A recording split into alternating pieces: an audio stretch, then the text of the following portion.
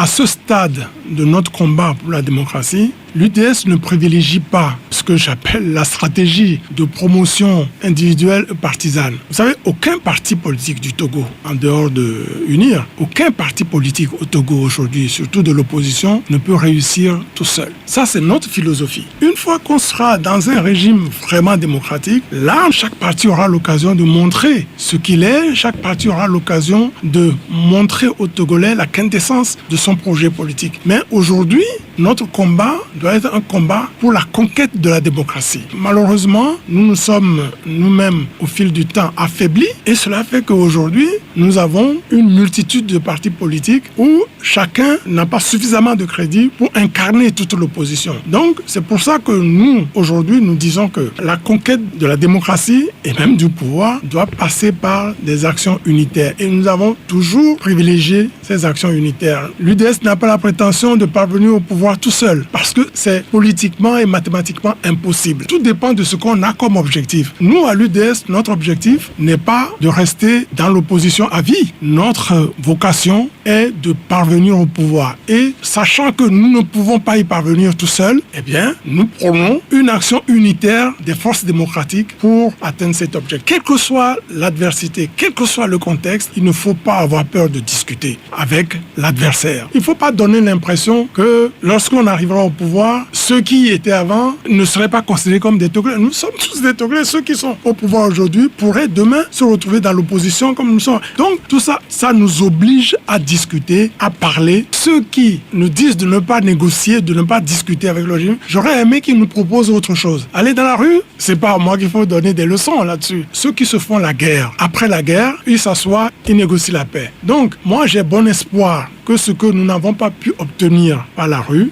nous pouvons l'avoir par la négociation, par le dialogue. Peut-être que je suis trop optimiste, mais de ce que j'ai vu jusqu'à présent, cette volonté existe de part et d'autre de parvenir à un compromis politique qui permette au Togo de se lancer véritablement sur la voie de la démocratie.